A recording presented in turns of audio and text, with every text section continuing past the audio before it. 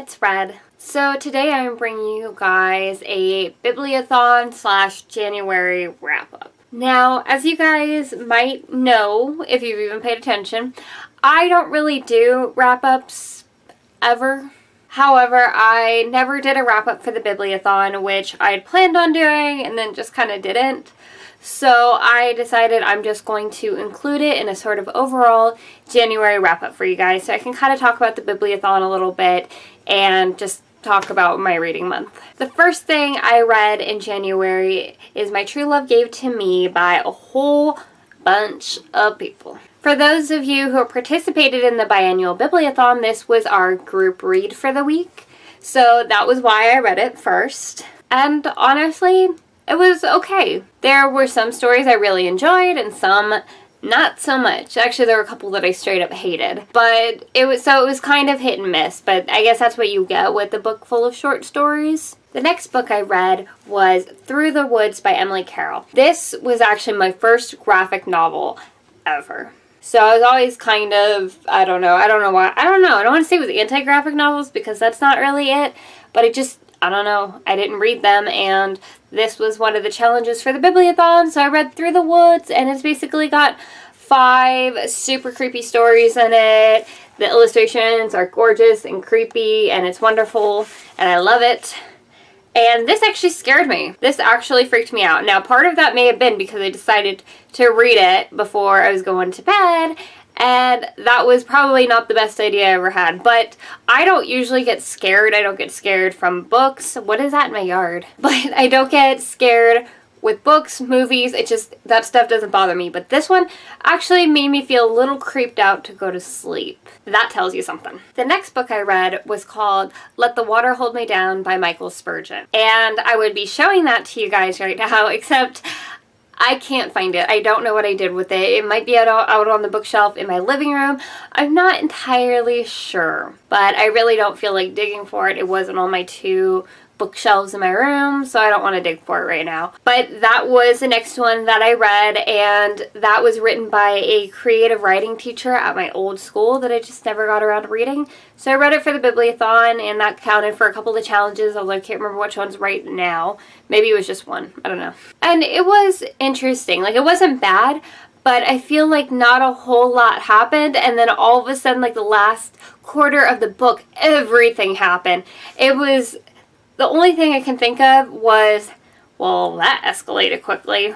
And if you read the book, you would understand what I'm talking about. It's a whole lot of just, day-to-day life. And then all of a sudden it's like, psh, chaos just breaks out. And there's murder and all kinds of just chaos and craziness. And every time I think about that book, all I can think about is, well, that escalated quickly. Because it's exactly what happened. The next book I read, and I did finish it, but not during the Bibliothon like I'd hoped.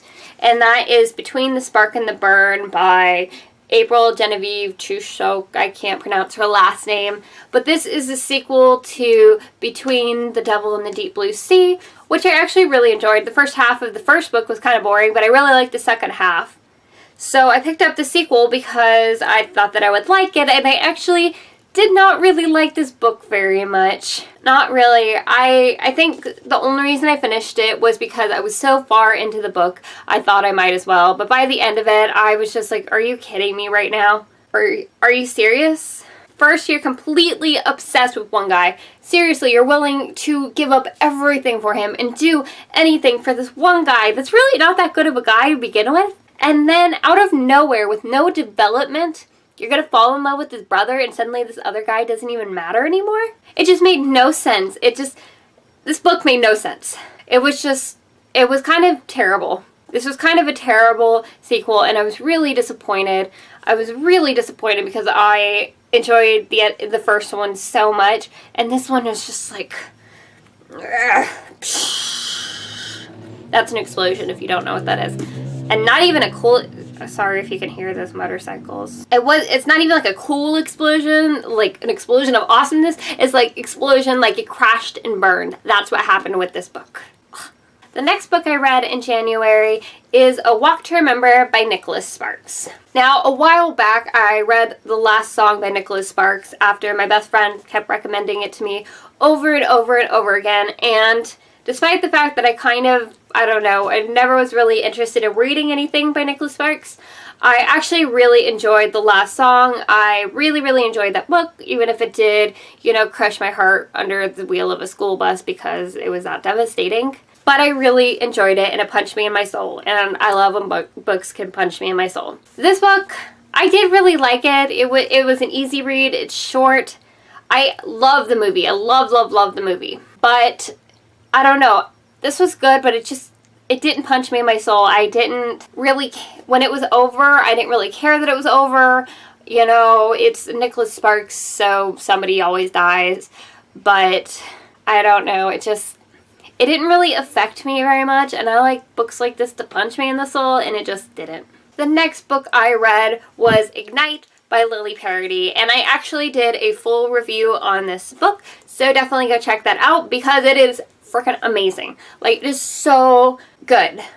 It's so good, and I kind of just want to talk about it, but then I'm just going to restate everything I said in my review, and I don't want to do that because for those of you who have already watched the review, that's really boring. And for those of you who are actually genuinely interested in hearing my opinion of this book, well, then you would just watch the review and get way more out of it than you would in this wrap-up. So I'm going to stick with, this is really good. You should read it. It's upside down. That's awkward.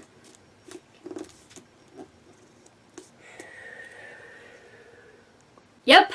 I read Fairest, and it was so good. Oh my god, guys. I can't even tell you right now how much I love this book. It's obviously a lot shorter than the other books in the series, and this does not pick off where Cress left off. This is Levana's story, and it was amazing. It was absolutely amazing. 5 out of 5 mermaids for me because, oh my god, this... how do I even put this into words, guys? Basically, Levana's character development and the complexity of her character in this book, it seriously brings my respect for Marissa? Yeah, I'm like questioning. Okay, Marissa Meyer. It actually raised my respect for Marissa Meyer as a writer because Levana is definitely a very, very complex character, and I really don't even know how to explain it to you guys. It's really good. It's so good. And one thing that I was a little bit worried about was that they were going to turn her into this, you know, super sweet, good-hearted girl who fell in love, and then maybe the love died or got betrayed or some cliche situation. And then because of this betrayal or whatever happened, that's when she became this hard-hearted, evil person, and you're just going to feel bad for her because she was just this golden-souled thing that turned dark and ugh. No, that is not what happens. Not at all. And I love that about it, is that Levana, they do not try to make her a good person. She's not. Like, not by our normal standards, she is not a good person. But she's almost like a child who doesn't know any better because she's a product of the environment that she grew up in. And she really does have a very large capacity to love, but because she's never experienced that genuine love, that pure sort of unconditional love, she doesn't know what that is. So for her to be able to offer that to somebody else is really, really difficult for her. But she does have a great capacity to love, but the situation is so complicated. She is complicated. She's so complicated. And even though she's an extremely, extremely flawed character from the beginning. She's an extremely flawed person. It's not black and white. She's not a black and white character by any means. She really believes in what she's doing, and she believes in herself as a queen, and she believes in her people, and she genuinely believes that everything she does is for the good of everything. And I promise none of these are spoilers because it is pretty much common knowledge of the series that Levana is the villain. Levana is the villain in the Lunar Chronicles. So that is all for this wrap up. I read 7 books this month. 3.5 during the Bibliothon, because remember, one of them I did not finish. I literally got to the halfway point. I read exactly 3.5 books. No, 3.5 books during the Bibliothon. 7 books altogether.